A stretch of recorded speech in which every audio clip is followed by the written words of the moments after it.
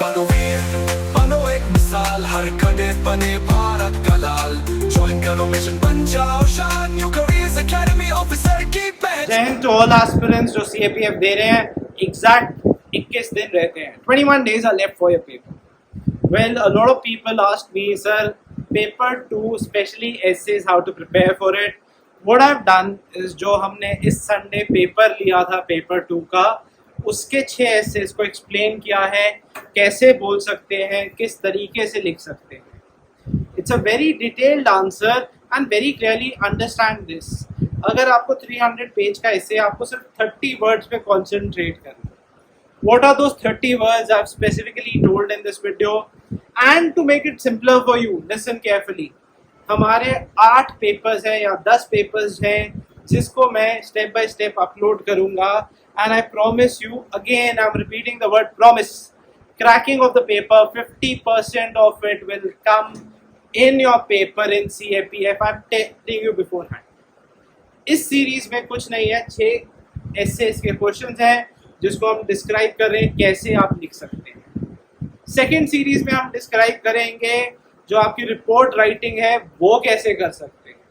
Third series में we will tell you all the for and against, how to write all various for and against for it. But what you have to do is just go through it, and I promise you, look at the date, nobody would have ever told you how to write an essay like this. And you know, वो बोलते हैं 1, 2, 3, 4, 5, 6 first essay, second year.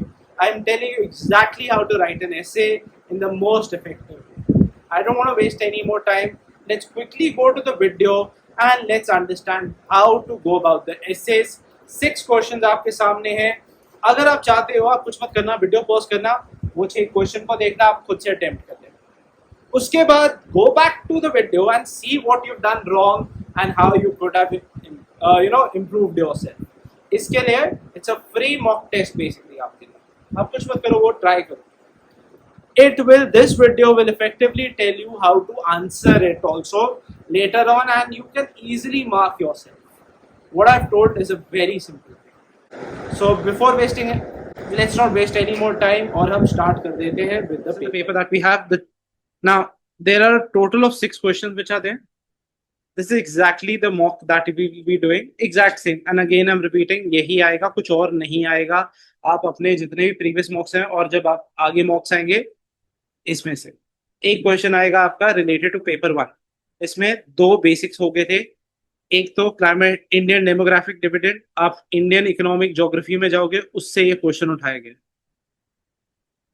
तो अगर हमें Indian economic geography, जहां पे आपका census वगैरह था, वहां पे पूरा दिया हुआ है इसके बारे में, इंडियन डेमोग्राफिक डिविडेंड। अभी ये बात भी क्यों चल रही है, आज या परसों के पेपर में देखोगे, the chief minister of Andhra is saying हमारा तो फर्टिलिटी रेट 1.7 हो गया, जिससे हमारे को प्रॉब्लम होगी।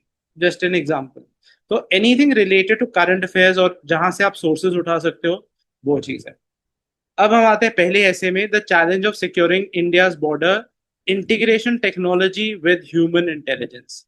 When you are attempting the paper, आपने क्या देखना है, the challenge of securing India's border.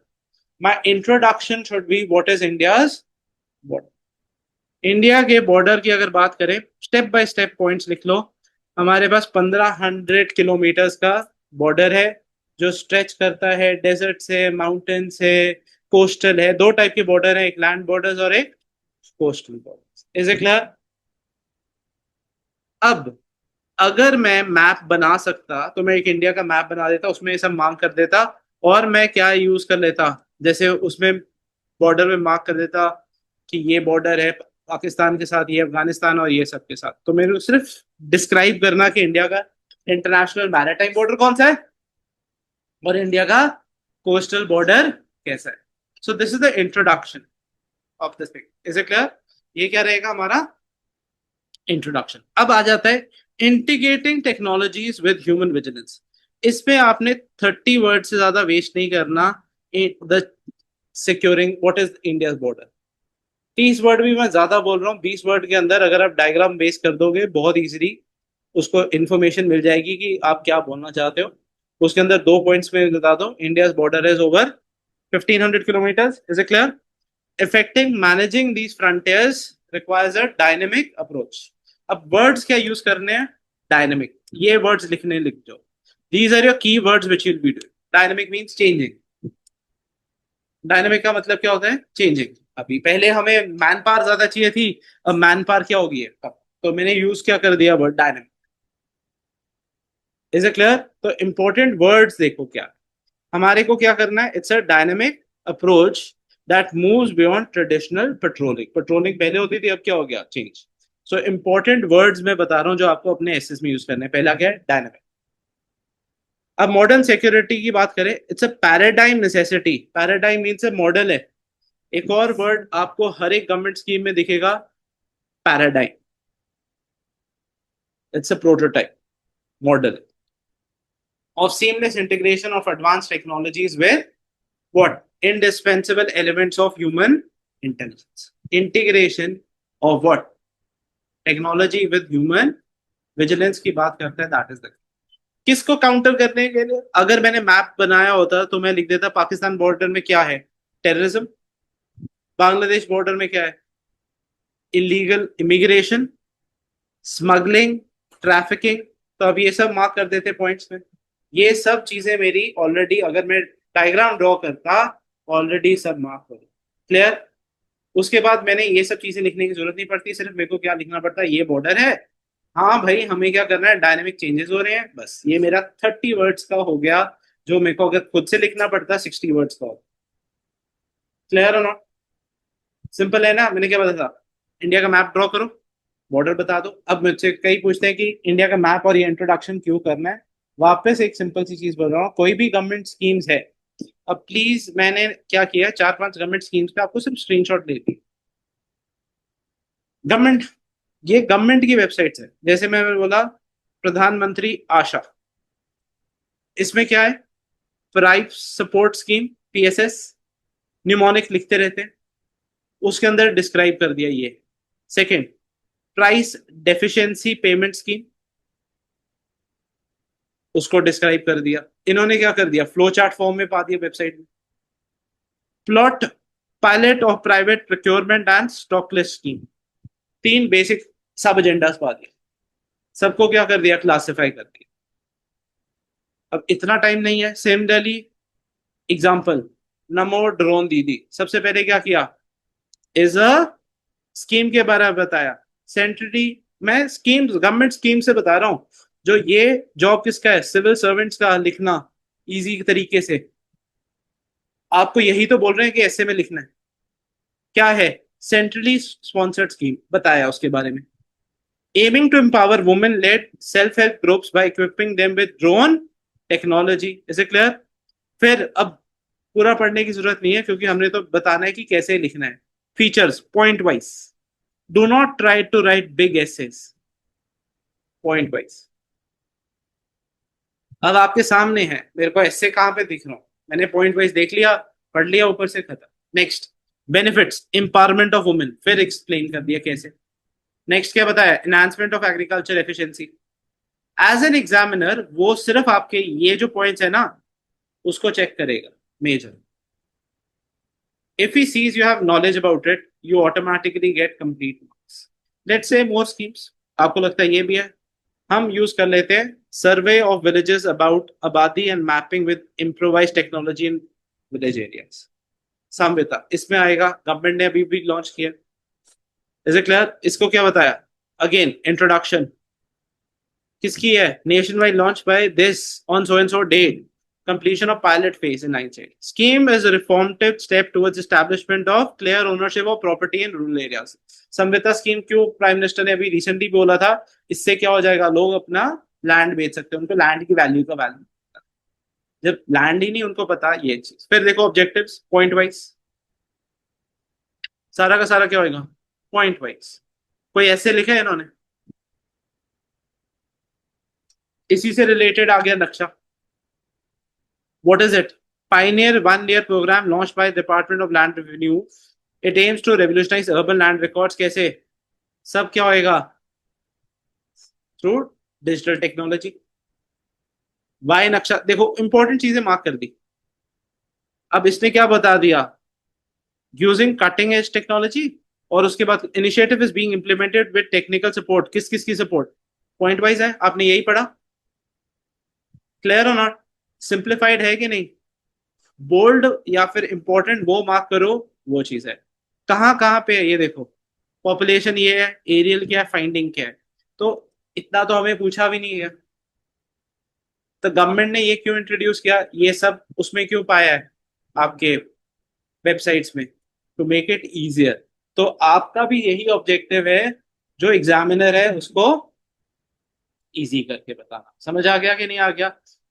तो जब हम ऐसे पढ़ते हैं, पहले क्या पढ़ेंगे, challenges of securing the border. हमने क्या बता दिया, बॉर्डर ड्रॉ कर दिया, हमने बता दिया यहाँ पे ये प्रॉब्लम है, यहाँ पे ये प्रॉब्लम है। मेरे को नहीं तो बाद में लिखना पड़ता, उससे पहले मैंने क्या किया, पहले ही आइडेंटिफाई कर दिया और फिर मैंने 20 वर्ड में लिख दिया। क्या बोला था, डायनेमिक। डायनेमिक क्या होता है, इंपॉर्टेंट वर्ड, चेंजिंग, पैराडाइम।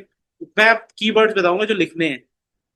अब हम आ जाते हैं आगे फर्दर, ये तो स्टार्ट ही किया। नेक्स्ट, अब मेरा ऐसे ऐसे होएगा तो ऑटोमेटिकली क्या होएगा, ही विल, जो इन्विजिलेटर है वो क्या बोलेगा, अच्छा है इसको आता है कुछ। Clear? Did your introduction of ऐसे go like this? Is it clear? और ये तुम्हें आता है, तुमने पढ़ा हुआ है, बट इम्प्लीमेंट नहीं करते। Okay, next, the challenge of securing India's border, integration technology with human. अब टेक्नोलॉजिकली फोर्टिफिकेशन की अगर बात करें, तो गवर्नमेंट ने क्या इंट्रोड्यूस किया है, important, comprehensive integrated border management system, CIBMS। इसको नोट कर लो, इसको बोल्ड करके बता दिया। What is CIBMS? Comprehensive integrated border management system. ये मल्टी लेयर्ड स्मार्ट फेंस है। अब इसके अंदर छोटे पॉइंट्स अगर लिखने हैं, वैसे लिखना है, ऐसे वाइज लिखना है, वो लिख दो, नहीं तो उसमें कर दो। टेक्नोलॉजिकल फोर्टिफिकेशन कर दिया। What is CIBMS? क्लियर है नॉट? इसके अंदर क्या है, थर्मल इमेजेस यूज कर रहे हो, रेडार यूज कर रहे हो, और क्या यूज कर रहे हो, वर्चुअल बैरियर्स यूज कर रहे हो। अभी रिसेंटली ये कौन सा प्रोजेक्ट था, प्रोजेक्ट बोल्ड, किसके साथ, बांग्लादेश के साथ, जहां पे ये किया। And also use of UAVs, किसके लिए, for real time surveillance. Important word क्या आएगा जब भी आता है, रियल टाइम सर्वेलेंस। अगेन कई वर्ड्स जो आपको अपने डिक्शन में लेके आने हैं। Which one, real time surveillance, dynamic, paradigm. मैं तो I am just telling you what is that. First point is done. I, इसको मैंने फर्दर क्या कर दिया, छोटा छोटा करके लिख दिया, मैंने उसको बता दिया ये सब है। अगर पॉइंट, आई वुड प्रेफरेबली से मैं अपने आप से पॉइंट वाइज लिखूंगा, that is up to you, if you are able to write it better. अगर, बिकॉज मेरे पास स्पेस, मेरे को पॉइंट ज्यादा आ रहे हैं, अगर पॉइंट कम आ रहे हैं तो हेडिंग दे दी, ये बता दिया, उसके बाद बता दिया। इंपॉर्टेंट, इसको मार्क कर दो, रियल टाइम सर्वेलेंस। यूएवी लिखा, ऐसे में टच भी नहीं किया। ऑपरेशन सिंदूर तो लिख दिया, क्या आपने यूएवी लिखा, दिखा ही नहीं, टच भी नहीं किया। तो surveillance is this. Is it clear? Irresponsible human element, तो इसमें क्या कर दिया, इसमें बोल दिया, इसके लिए क्या किया, आपकी सेंट्रल फोर्सेस हैं, कौन सी हैं, BSF, ITBP, ये सब बॉर्डर पे हैं। Is it clear? ये क्या है सारी आपकी, remains the backbone of border security. इसके बारे क्यों नहीं लिखा? Is it clear? Next, government of India ने ह्यूमन विजिलेंस और बढ़ाने के लिए क्या किया, वाइब्रेंट विलेज प्रोग्राम। लिखो, क्या है वाइब्रेंट विलेज प्रोग्राम, ये क्या है, जितने भी बॉर्डर एरिया के विलेजेस हैं उनको क्या करने के लिए एस्टैब्लिश कर दिया, और क्या कर दिया, वहां पे टेक्नोलॉजिकल एडवांसमेंट्स लेके आ गए, so that better insemination is there. Is it clear? And hence they become what, stakeholders in vigilance. Another key word जो हर जगह पे लगाना है, मैं वर्ड्स बता रहा हूं, नोट करते रहो, stakeholder in vigilance. Is it clear? लोग आएंगे। Next is synergy for optimal security. तो आपने क्या कर दिया, scheme such as border area development programme, roads connect करनी स्टार्ट कर दी, उत्तराखंड में बना रहे हैं, ये सब कर रहे हैं। सो ये क्या कर दिया आपने, synergy for optimal security. Technology provides data, it is training, experience and judgement of the soldier on the ground that leads to responsive response. Is it clear? It is also upgradation of infrastructure and technology. DADP clear हो गया। कितने words हैं? ये words आपके सबसे की words हैं जो आपने इस ऐसे में लिखे। इससे ज्यादा तो मैं बोल रहा याद ही नहीं कर रहा। I have covered your essay with 10 keywords which has to be highlighted. Your 10 keywords are highlighted automatically. And now you just have to write the conclusion. What would be the conclusion? जो हमने लिखा है इन तीनों को sum up करके बता दें। जैसे हमने बोल दिया, securing India's border is a complex continuous challenge, continuous problem है। Is it clear? The path lies not only choosing technology but integration of technology with human vigilance. Is it clear?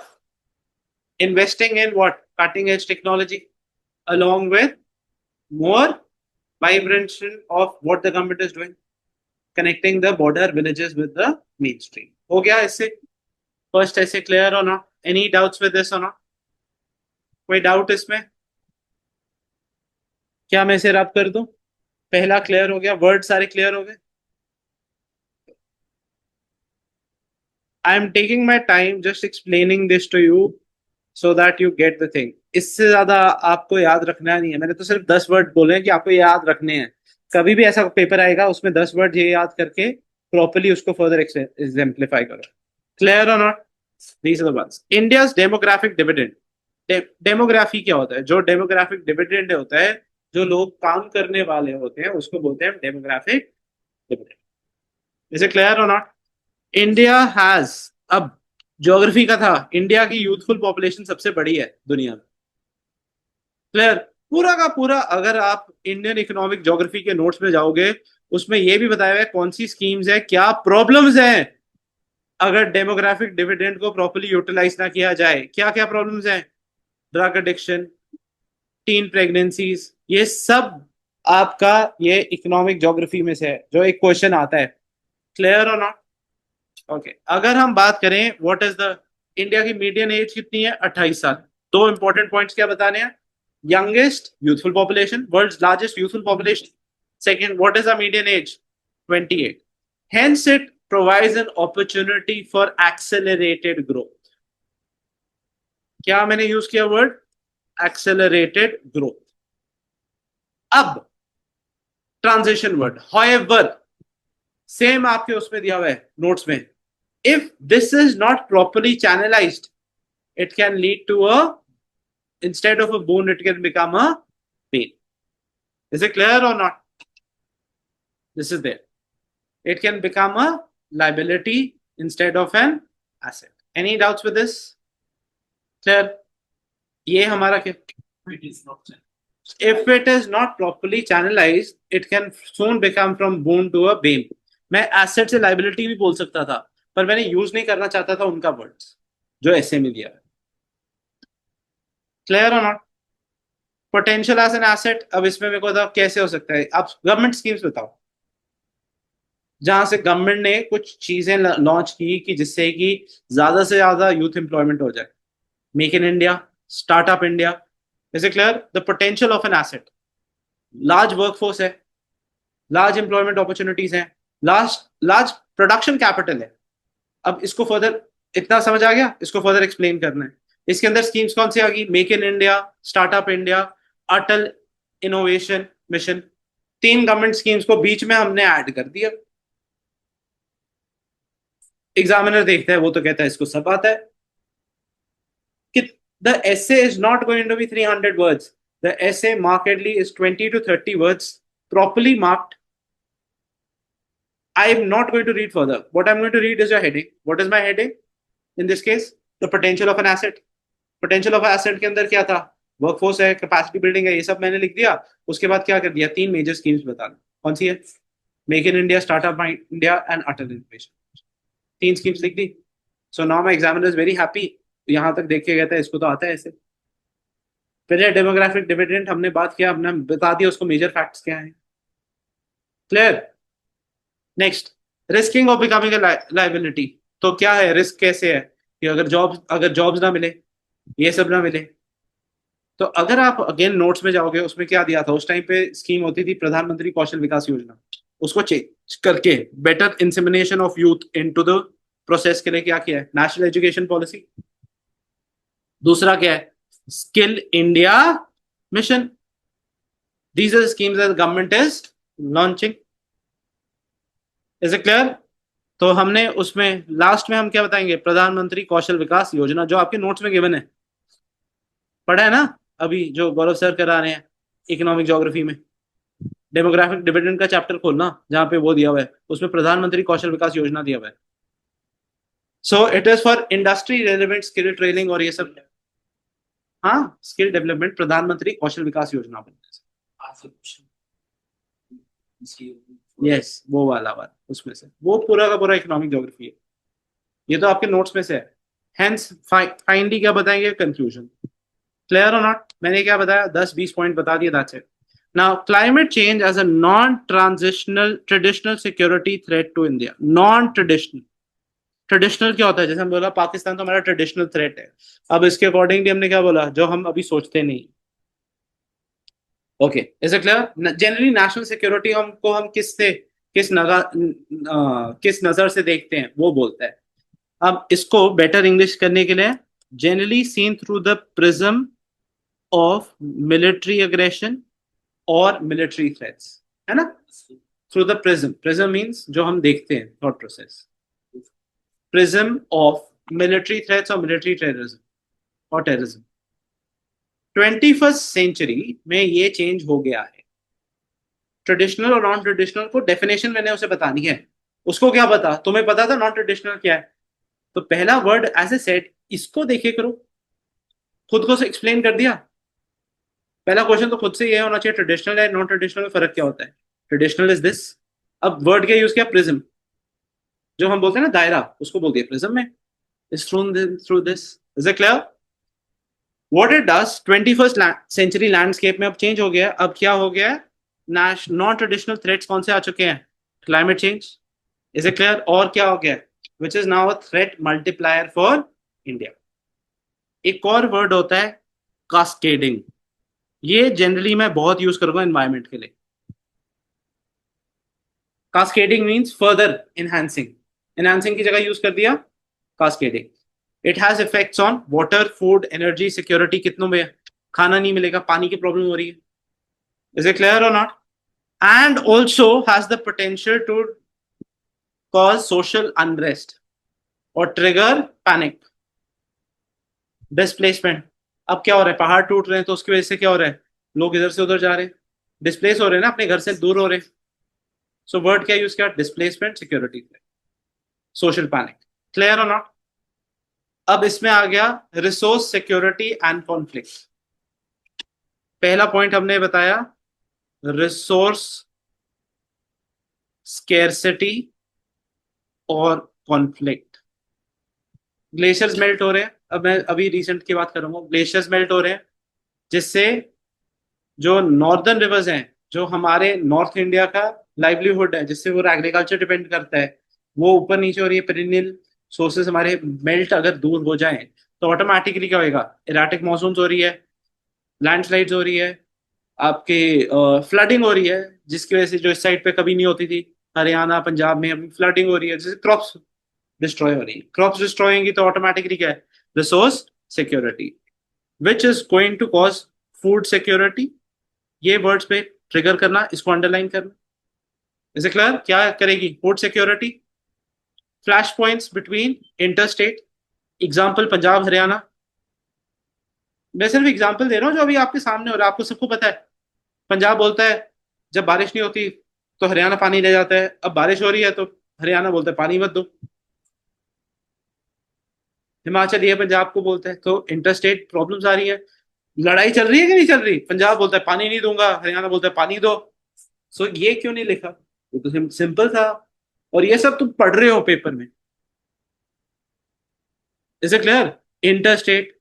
अब मैं फिर से इसको फोकस कर दूंगा, interstate. इसको बचाने के लिए गवर्नमेंट ने कौन सी स्कीम लॉन्च कर दी? वो लिख दूंगा, प्रधानमंत्री फसल बीमा योजना।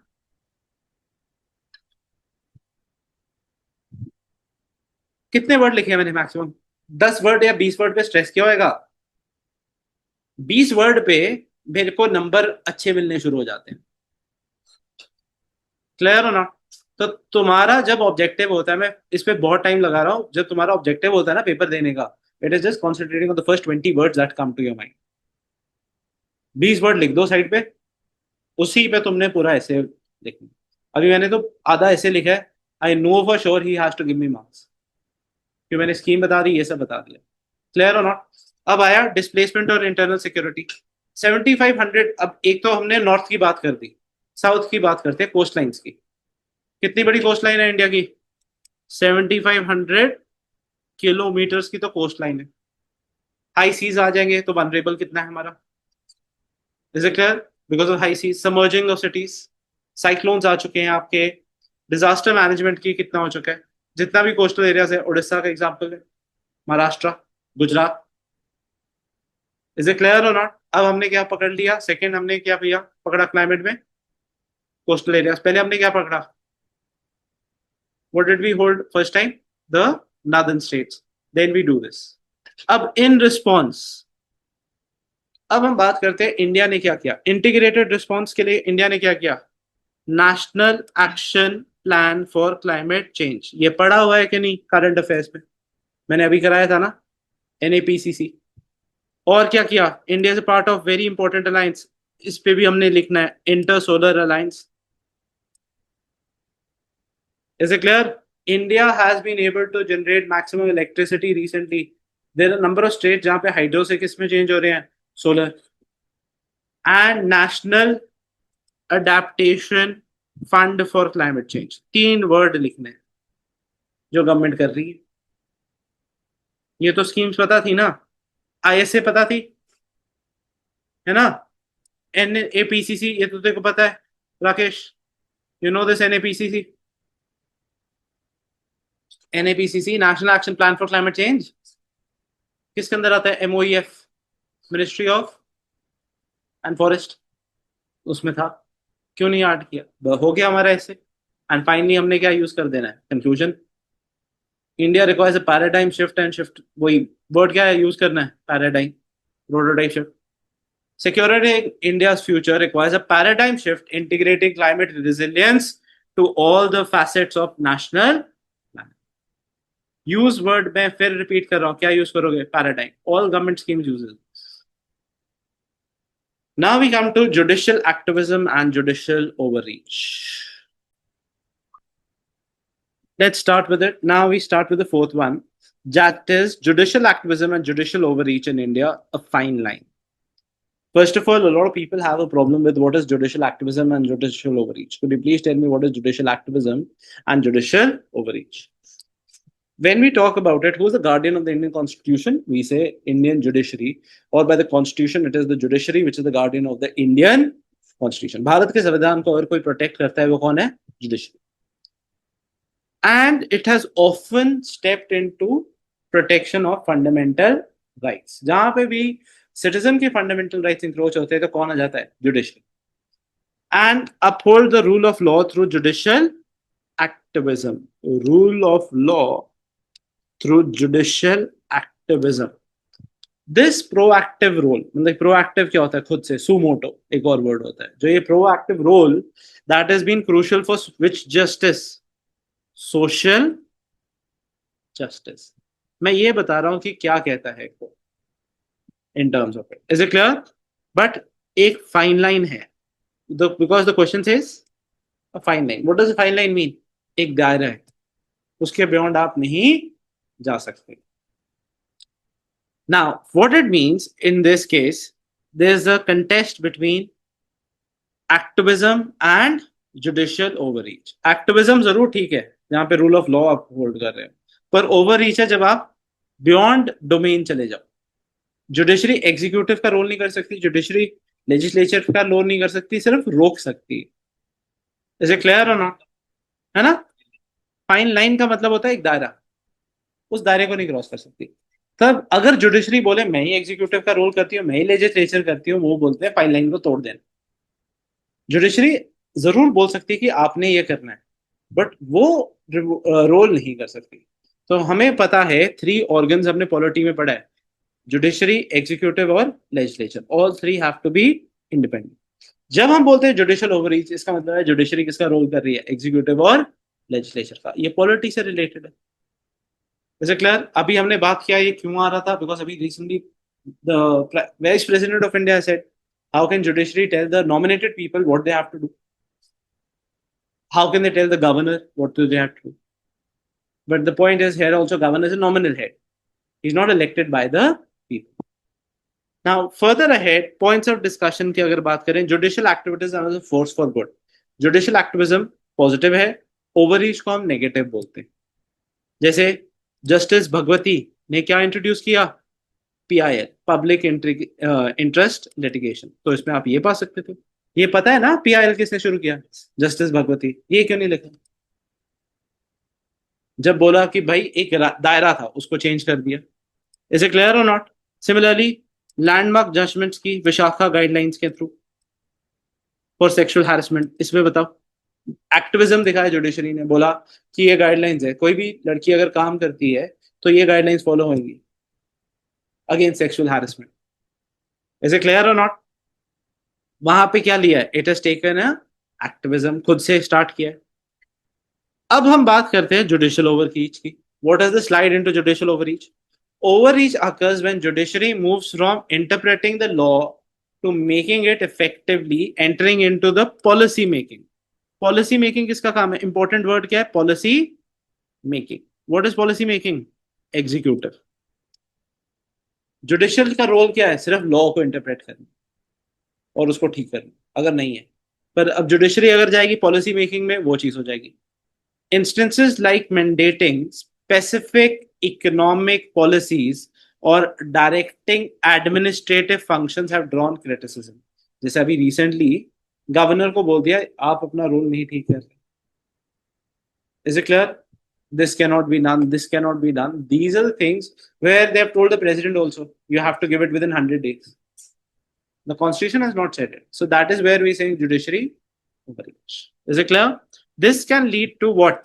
Institutional friction and questions about judicial accountability. Accountability. अब इसमें एक वर्ड मैं यूज करना चाहूंगा, जैसे फाइन लाइन है, इसके लिए हम हिंदी का वर्ड यूज करते हैं जो वाइस प्रेसिडेंट ने बोला था, एक लक्ष्मण रेखा है, यू डोंट क्रॉस इट। जैसे NJAC, what is NJAC? National judiciary appointments commission. तो उसको रिजेक्ट कर दिया जुडिशरी ने। That was they saying we are staying independent, but at the same time judiciary is overreaching. That has been a trigger point between the executive, between the legislature and the judiciary. It's also been said by the, you can use the court, prime minister, vice presidents, that the Lakshman Rekha cannot be crossed. Judiciary cannot tell the elected members what to do. Is it clear or not? That cannot be the case. Hence judicial activism is a vital tool in terms of it.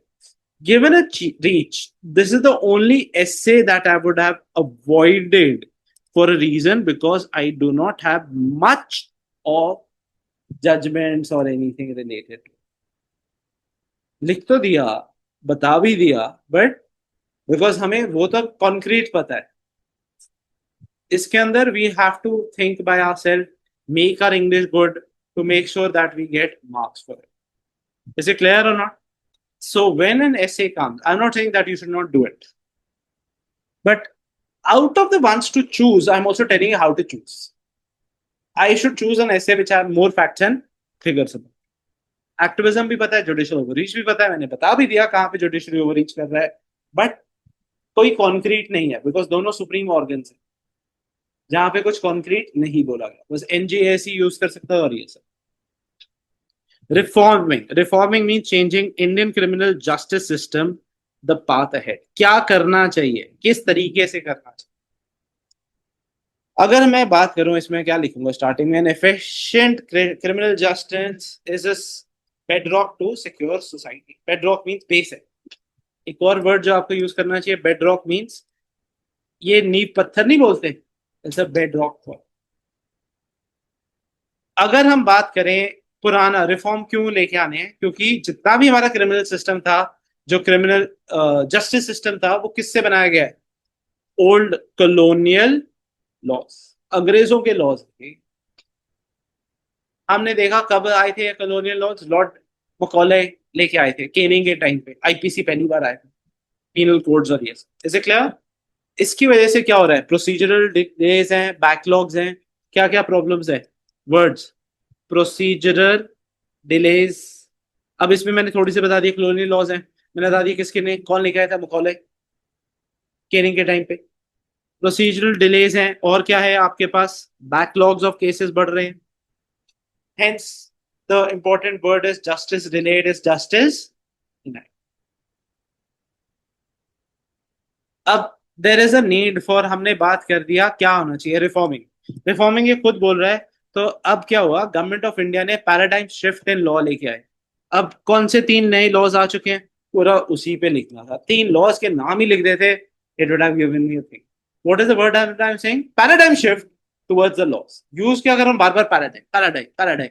जब हमने complete change कर दिया तो क्या use करेंगे? Paradigm shift to the laws. कौन से आगे? BNS, भारतीय न्याय संहिता। फिर और क्या आ गया? BNSS, भारतीय नागरिक सुरक्षा संहिता। तीसरा क्या हो गया? भारतीय BSA क्या है? भारतीय साक्षर अभियान। That means it's related. ये कॉलोनियल लॉज को अबॉलिश करता है।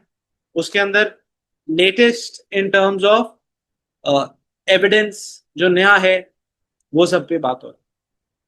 क्लियर? पहला तो ये लिख दिया, the paradigm shift in law, hence for better governance and also it provides for community service. एक और इंपॉर्टेंट चीजें क्या है? Community service. अगर आप छोटा क्राइम करते हो तो कम्युनिटी सर्विस क्या होता है? 60 घंटे आपने कहीं पे किसी को हेल्प कर दिया, आप वृद्ध आश्रम में चले गए, ऐसे ऐसे भी है where these kind of penalties are also. US में होता है वहां से। अगर हम बात करें ओवरऑल का नीड क्या था, पुराना फ्रेमवर्क है। इज इट क्लियर और नॉट? लॉज पुराने हैं तो there are needs to amend it, this was the problem. Third चीज हम आते हैं रोड टू इम्प्लीमेंटेशन। इसके लिए गवर्नमेंट ऑफ इंडिया जुडिशरी ने स्टार्ट कर दिया e court mode to enhance judicial efficiency. क्या किया? ई कोर्ट्स, जिसके लिए क्या होगा? Judicial efficiency. Crucially police force also has required modernisation, जहां पे हमने क्या किया, जो आपका एविडेंस कलेक्शन है उसको मॉडर्नाइजेशन कर दी, so that better techniques can be done and the person who is involved can be arrested with proof. Clear और नॉट? ये सब। Can I move ahead? The next essay that we have is role of CAPF in counter-insurgency. What does counter-insurgency refers to anyone? मैं फिर रब कर रहा हूँ, I'm using what is counter-insurgency. अगर हमने CAPF, Central Armed Police Forces में, since you're going, already you can tell me what are the organizations involved. You have CRPF, you have BSF, you have ITBP to promote in, CISF is there for Assam rifle, ये सब बता दें, SSB। Similarly क्या है role of this in counter insurgency operations? Left wing extremism, ये सबसे important है। Left wing सबसे इंपॉर्टेंट यही वर्ड आएगा, left wing extremism. Is it clear? And militancy in Jammu and Kashmir. Army only deals with borders, not in central. And insurgency in northeast particularly is cutting। तीनों चीजों के बारे में बता। Is it clear? तो हमने वो बात करें, वो तो ऑलरेडी बता दिया, इंसर्जेंसीज हमने क्या बता। नेक्स्ट, अब पहले क्या है इसका रोल, क्या है? Security grid. What is the security grid?